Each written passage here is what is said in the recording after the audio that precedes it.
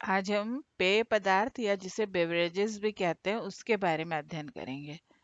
ये जो बेवरेजेस हैं ये इसके बारे में हम जो पढ़ रहे हैं ये बीएससी थर्ड ईयर के सेकंड पेपर के यूनिट 5 में शॉर्ट नोट के रूप में पूछा जाता है। इसके बारे में ज़्यादा मैं क्या कहूँ, बस मैं ये बताना चाहूँगी कि हम इनको जो है दो भागों में बांट सकते हैं। एक तो अल्कोहल युक्त पेय पदार्थ और दूसरा जो है अल्कोहल रहित पेय पदार्थ। और मनुष्य तरल मात्रा में किसी न किसी ये पेय पदार्थ को खुराक के रूप में लेता है, जो कि उसके जीवन का आवश्यक अंग बन चुका है। जैसे कि हम दूध पीते हैं पेय पदार्थ के रूप में, विभिन्न प्रकार से जो है हम कॉफी, चाय, ये सब भी। तो इसमें से आज हम जो नॉन अल्कोहलिक पेय पदार्थ है उसमें से सबसे पहले हम चाय के बारे में जानेंगे। चाय, जैसा कि हम जानते हैं कि हमारे भारतीय परिवारों में एक सामान्य सा, बहुत ही सामान्य पेय पदार्थ है जो हम किसी दिन में जो है कई बार पीते हैं। साथ ही साथ किसी अतिथि के आगमन पर भी हम उसे चाय जरूर ऑफर करते हैं। चाय का बॉटनिकल नेम जो है कैमेलिया साइनेंसिस है और ये फैमिली थिएसी का मेंबर है। बहुत लोग ये मानते थे कि चाय का उद्गम जो है वो चीन से हुआ है, लेकिन अपन अगर वास्तविक रूप में देखा जाए तो चाय भारत में ही ओरिजिनेट हुई है, क्योंकि इसके जो पौधे जो हैं वो जंगल के रूप में असम में पाए जाते हैं। और अगर हम इसके पौधे को देखें तो 3 से 4 मीटर ऊंचा पौधा होता है। लेकिन हम खेती भी जब करते हैं चाय की तो हम इसे करीब करीब 1.25 मीटर तक ही ऊंचा रहने देते हैं। पत्ते साधारण अल्टरनेट दांतेदार होते हैं जिनमें बहुत सारी ऑयल ग्लैंड्स पाई जाती हैं, और पत्ती की ऊपरी सतह चिकनी और निचली सतह खुरदुरी होती है। पौधों पर गुलाबी या सफेद रंग के हल्की सुगंध वाले एक्साइल फ्लावर्स पाए जाते हैं जो कि बायसेक्सुअल होते हैं, जिसमें स्टेमन्स की संख्या इन्फिनिट होती है और ओवरी ट्राइकार्पेलरी सुपीरियर पाई जाती है। फ्रूट कैप्सूल होता है और हर एक कैप्सूल में केवल एक बीज पाई जाती है। इसकी खेती अधिकतर पहाड़ी जगहों में की जाती है, स्लोप्स में। और जहाँ पर खेती की जाती है वहाँ पर ऊंचे पौधे पेड़ लगाए जाते हैं ताकि इनको छाया प्रदान हो और नमी जो है उस जगह पर बनी रहे। इसे हम बीज से या कतरन से या कटिंग से जो है इसको लगाते हैं। इसमें वोलेटाइल ऑयल्स के अलावा टेनिन पाया जाता है जो कि 13% से 18% पाया जाता है, और एक एल्केलॉइड थीन पाया जाता है जो कि 2 से 5% पाया जाता है। इसके अलावा जब हम चाय को सूखे रूप में प्राप्त करते हैं तो उसमें टेनिन की मात्रा 3% तक पाई जाती है, और इस टेनिन के कारण ही चाय जो है स्वाद में हल्की कसैली होती है। और हमारे देश में चाय इंडस्ट्री जो है वो बहुत ही अधिक अर्निंग सोर्स है, क्योंकि हम जो है करीब करीब पूरे विश्व में आधा चाय जो है वो हमारे यहाँ से जो है सप्लाई किया जाता है हमारे देश से। और ये जो चाय की पत्तियां हैं इनको हम सभी बनाना जानते हैं। हम कैसे बनाते हैं उसको, गर्म पानी में पत्तियों को डुबा देने से उसके अंदर के एल्केलॉइड्स जो हैं वो बाहर निकलते हैं और उसमें से एक अच्छी सी खुशबू आती है। और ये जो खुशबू है और कलर जो है उसके ऊपर हम या तो दूध डाल के या फिर बिना दूध डाले अलग इसको जो है हम उपयोग में लाते हैं। चाय जो है वो विभिन्न देशों में अलग अलग तरह से पी जाती है।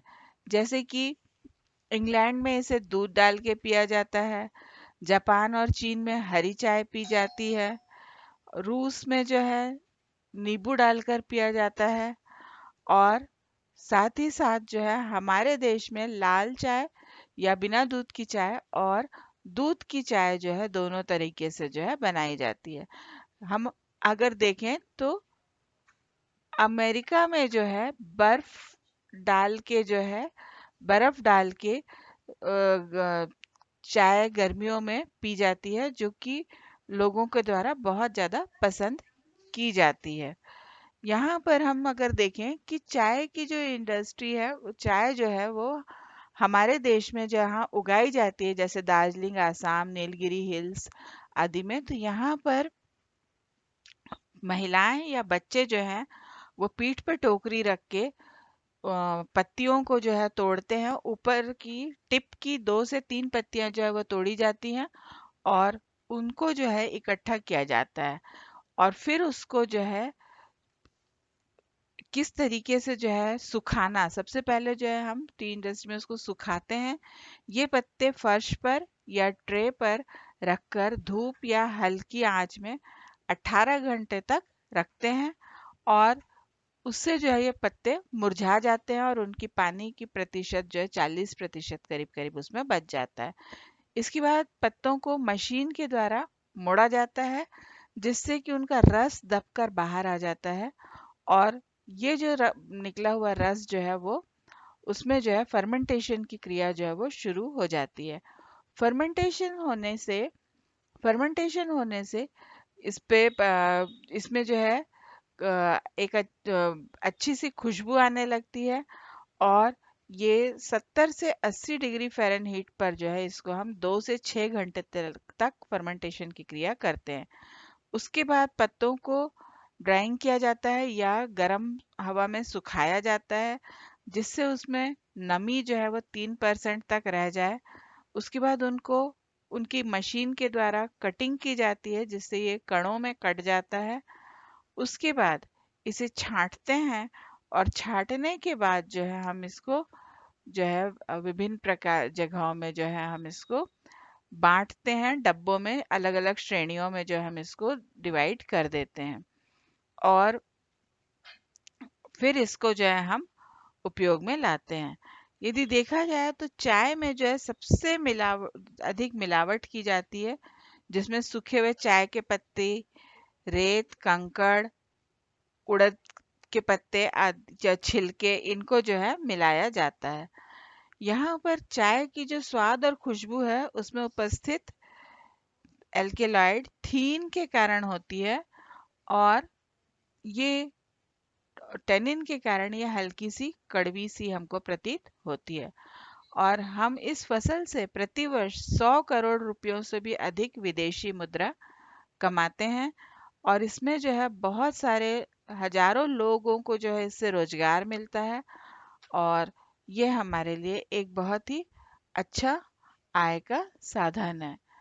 इसके बाद हम देखें तो दूसरा अल्कोहल रहित पेय है कॉफी, जिसका बॉटनिकल नेम है कॉफिया अरेबिका, रूबिएसी फैमिली का है और ये भी अधिक मात्रा में जो है यहाँ पर उपयोग उपयोग में लाया जाता है। जहाँ पर कि यहाँ पर हम करीब करीब 90% कॉफी जो है वो बेवरेजेस बेरीज से जो है प्राप्त किया जाता है, जो कि कॉफिया अरेबिका की बेरीज या फल होते हैं। ये जो कॉफिया अरेबिया की जो फल हैं उसको प्राप्त करने के लिए हम जो है वृक्षों से जो है फल को तोड़ते हैं। करीब 3 से 4 साल की उम्र में वृक्ष में फल लगने लगते हैं, जो और 40 वर्ष तक लगते रहते हैं।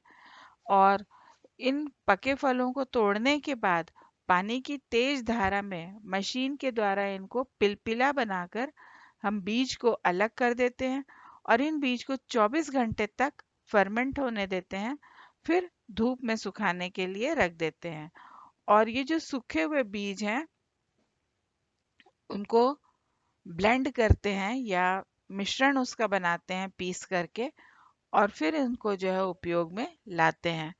ये जो कॉफ़ी के चूर्ण हैं इनको हम अधिकतर काली मतलब बिना दूध की या दूध के साथ जो है हम इसका उपयोग करते हैं। कॉफ़ी की जो है एक स्पीशीज है कॉफिया सिनेबोरा, इसको जो है इंस्टेंट कॉफ़ी बनाने के लिए उपयोग में लाया जाता है।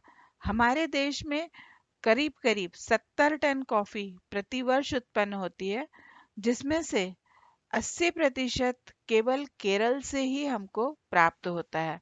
और लेकिन हमारे देश में कुल उत्पादन का आधा जो है हमारे ही देश में खप जाता है या खत्म हो जाता है। बाकी जो है आधे भाग का हम निर्यात करते हैं। तो इस प्रकार हम देख रहे हैं कि अल्कोहल रहित पेय पदार्थों में चाय और कॉफी हमारे यहाँ बहुत अधिक मात्रा में जो उपयोग में लाया जाता है। धन्यवाद।